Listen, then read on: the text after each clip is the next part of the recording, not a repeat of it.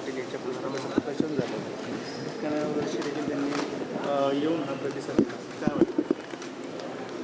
त्यांच्या तब्येतीची आणि वयाची स्थिती पाहता त्यांच्या घरीच हा कार्यक्रम छोटेखानी करावा असा माझा मूळ आग्रह होता. परंतु त्यांच्या मुलीने जावयाने हा आग्रह धरला की त्या ज्या प्रकारचं सामाजिक राजकीय जीवन जगल्या त्यात त्यांना हे आवडणार नाही आणि त्यामुळे कार्यक्रमाला ते येणारच. म्हणून मग आज आपण इथे कार्यक्रम आयोजित केला. त्या आल्या, सगळा वेळ थांबल्या, मध्येच त्यांना थोडा त्रास व्हायला लागला. त्यावेळेला मला खूप असं वाटत होतं की त्यांच्या मुलीला असं म्हणावं की आता पुस्तक प्रकाशन झालं आहे, तुम्ही जा घरी. पण त्याआधी मला जे म्हणाले होत्या की घरी कार्यक्रम नको, तेच मला पुन्हा आठवलं की ह्या काय ऐकणार नाहीत. पण कार्यक्रम पूर्ण त्याने अटेंड केला, थांबल्या. आज त्या सगळ्यांना ओळखू शकत आहेत असं मला वाटत नाहीत, पण बरेच जण येऊन त्यांना नमस्कार करून घेऊन गेले. या निमित्ताने आम्ही जे अलीकडच्या काळामध्ये, म्हणजे माझं वयही जरी बरंच असलं तरी मी अलीकडच्या काळातला राजकारणी आहे, अलीकडच्या काळातला मंत्री आहे, त्यामुळे त्यांच्याबरोबर काम नाही करायला मिळालं. त्यामुळे मी या निमित्ताने खूप त्यांच्याबद्दल वाचलं आणि मी अक्षरशः अचंबित होऊन गेलो की एक महिला, आता ठीक आहे आता महिला मोठ्या प्रमाणावर पुढे यायला लागल्या, पण त्या काळात म्हणजे 67 की 66च्या काळामध्ये जळगाव जिल्ह्यासारख्या जिल्ह्यामध्ये रिझर्वेशन नसताना एका महिलेने आमदार व्हायचं, एकदा व्हायचं, दोनदा व्हायचं, तीनदा व्हायचं, चारदा व्हायचं, पाचदा व्हायचं. मग लग्न झाल्यानंतर अमरावतीला जायचं, लोकसभेवर जायचं, महाराष्ट्राचं मंत्री व्हायचं, केंद्रामध्ये राज्यसभेच्या उपसभापती व्हायचं, राज्यपाल व्हायचं, राष्ट्रपती व्हायचं. हे म्हणजे अचंबित करणारं सगळं आहे आणि अशा पुस्तकांमधून ती प्रेरणा मिळते. त्यामुळे पुस्तक प्रकाशित करण्याची धडपड आमची सगळ्यांची होती. राजकीय प्रश्न असा आहे की बारामतीचे तुम्ही निरीक्षक आहात आणि तुमचा 2 दौरे झालेले, पुढचा दौरा काय असेल आणि राजकीय परिस्थिती झाली 23 तारखेला निवडणूक, उद्या शेवटची सभा आहे ज्याला देवेंद्र स्वतः जाणार आहेत. त्यामुळे आता ती निवडणूक प्रचाराच्या स्तरावर संपली. आता वोटिंग, म्हणजे शेवटचे 2 दिवस तर बॅच पण लावायचा नसतो, भेटीगाठी. मतदारसंघाच्या बाहेरच्या माझ्यासारख्या सिनियर लीडरने पण जायचं नसतं. प्रचाराचा भाग संपला आहे. त्याच्या आधीचा आमचा पार्ट आम्ही पूर्ण केला. उमेदवारी अर्ज भरायला स्वतः चंद्रशेखर बावनकुळेजी गेले. राज्याचे अध्यक्ष रवींद्र चव्हाणांनी एक मोठा पार्टी मेळावा केला. आमची एका विधानसभेमध्ये 4 मंडलं असतात, त्या 4ही मंडलाचे मेळावे मी केले. राजेश पांडेजी आमचे राज्याचे सरचिटणीस 2दा जाऊन आले. सगळी यंत्रणा लागली आहे. त्यामुळे महायुतीतल्या एका घटक पक्षाचा उमेदवार, त्यात महायुतीतल्या एका मोठ्या पक्षाची जबाबदारी ही बऱ्यापैकी आम्ही पार पाडतो. हां, यवतमाळमधला दादा गंभीर विषय होता, तरुणींचा धर्मांतराचा विषय समोर आला. आपले बंद सुद्धा ठेवलेले येते, अनेक मुलींचं धर्मांतर केलं. महाराष्ट्रात सध्या धर्मांतरांचे विषय जास्त समोर येतात. हां, महाराष्ट्रात धर्मांतरांचे विषय सातत्याने समोर येत आहेत.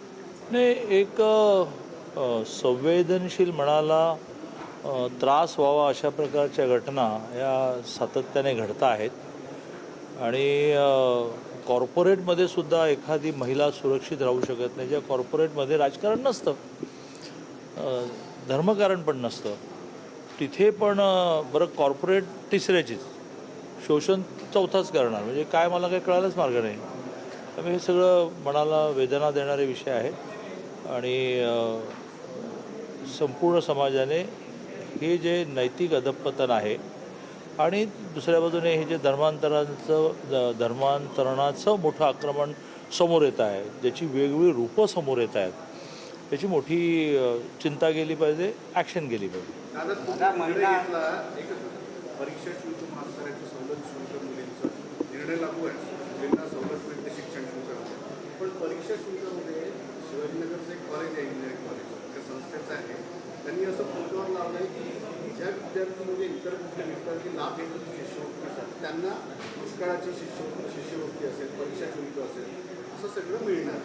हा पद्धत एका महाविद्यालयाच्या अनेक व्यावसायिकमध्ये कॉलेज परस्पर निर्णय लावायला लागले की तुम्ही कुठली जर इतर शिष्यवृत्ती घेत असाल तर तुम्हाला शासनाच्या दुष्काळाची शिष्यवृत्ती असेल किंवा परीक्षा शुल्कात सवलत असेल, शिक्षण शुल्कात सवलत हे मिळणार.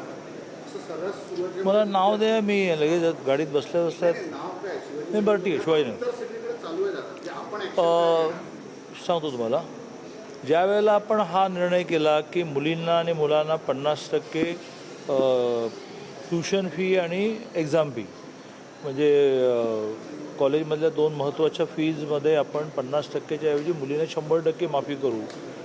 त्याच वेळेला एक आणखीन अडचण अशी लक्षात आली की त्या ट्युशन फी आणि एक्झाम फी व्यतिरिक्त एक अदर फी नावाने एक मोठा फीचा भाग असतो आणि मग ती दिली नाही म्हणून मग हॉल तिकीट अडवलं जातं आणि ती कम्पॅरेटिव्हली ट्युशन फी आणि परीक्षा फीपेक्षा थोडी जास्त असते. ती कोण डिझाईन करतं तर प्रामुख्याने आर्ट्स सायन्स कॉमर्स कॉलेजची विद्यापीठ डिझाईन करतं. मग विद्यापीठामध्येच एव्हरेज 500 कॉलेजेस आहेत, त्यामुळे दरवर्षी इतक्या सगळ्यांची डिझाईन करून देणं होत नाही आहे. मग प्रोफेशनल कॉलेजचं कोण करतं तर शुल्क नियंत्रण समिती करतं, FRA करतं. तर आम्ही आता FRAला जूनपासून ट्युशन फी आणि परीक्षा फी ठरवण्याच्या बरोबरीने अदर फीसुद्धा FRAने ठरवली पाहिजे असा निर्णय केला.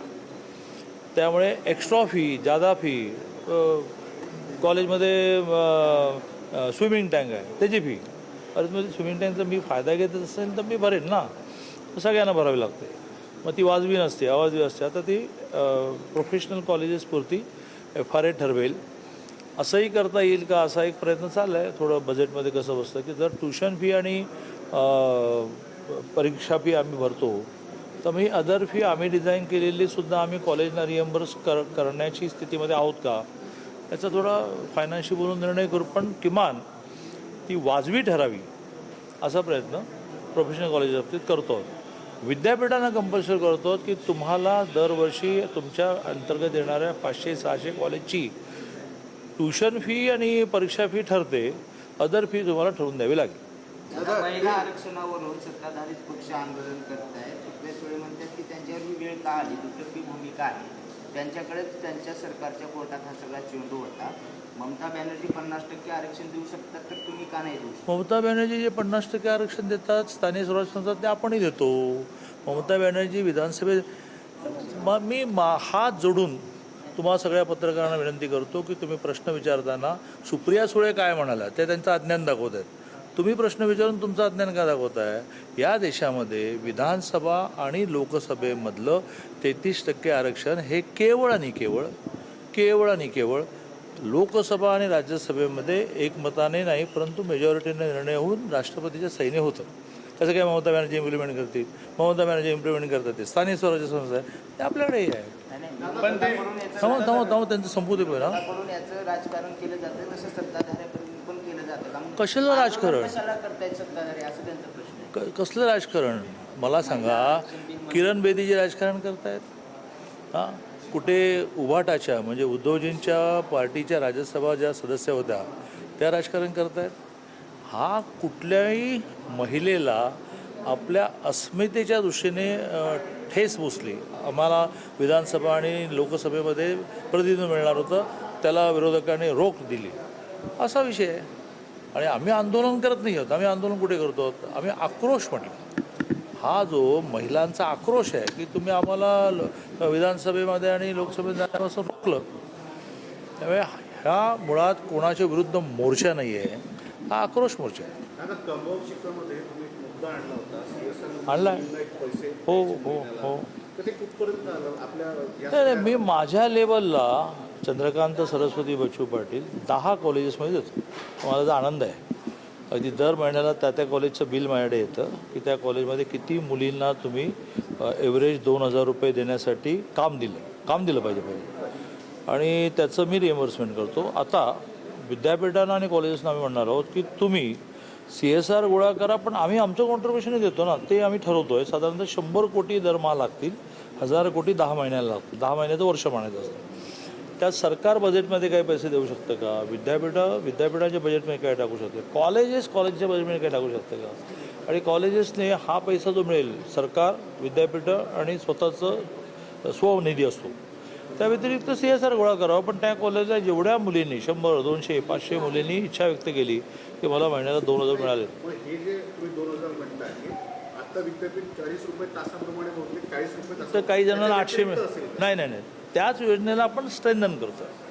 की 2000 कमी होतील असं वाटणार नाही? 2,000 रुपये कमी कशाला होतील जर दर काय 2 लाख पण कमी होतील. नाही विद्यार्थी हां. दर दिवसाचा ट्युशन- 4 तास काम करत असेल ट्युशन- तो तसा जास्त होतो मग. जास्त झालं तर जास्त. सगळ्यांना द्यायचं असेल तर त्याने 2,000मध्ये बसवावं. तिला म्हणावं एवढेच पिरियड्स तुला, एवढेच तास तुला काम करायला मिळेल. हा ॲडमिनिस्ट्रेशनचा भाग आहे. आपला प्रयत्न काय आहे की तिची ट्युशन फी सरकार भरते, तिची परीक्षा फी सरकार भरते.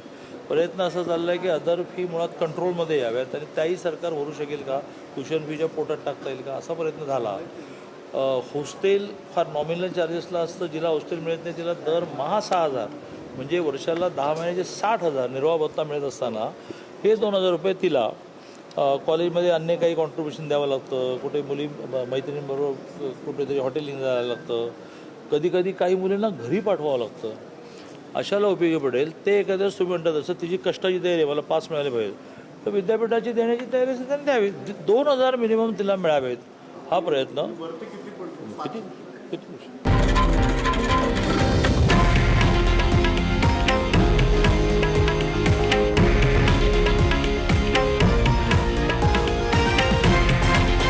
हे आहे देशातील नंबर 1 न्यूज नेटवर्क आणि आपण पाहत आहात TV9 मराठी, एकमेव.